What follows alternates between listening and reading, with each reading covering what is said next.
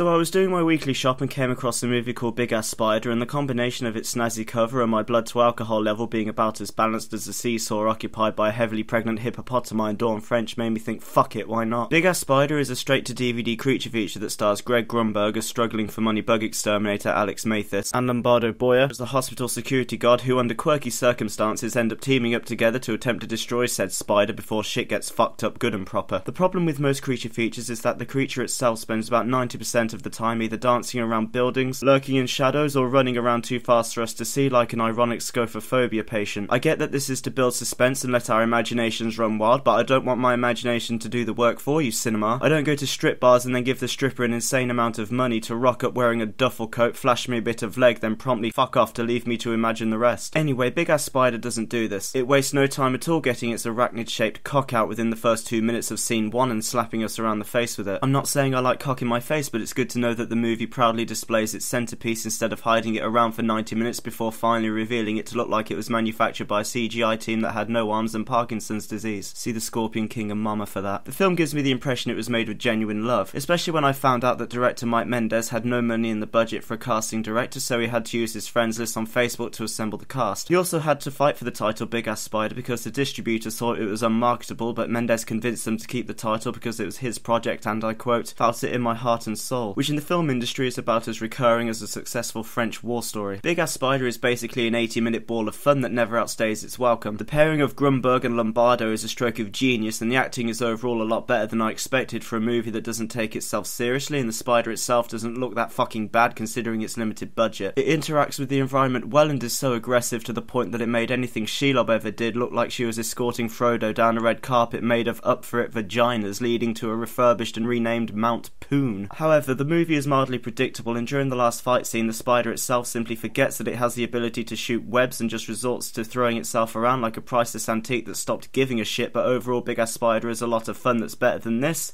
and shitloads better than this, and there are definitely worse ways to spend 80 minutes of your life, like drinking a bucket full of blended baby dicks.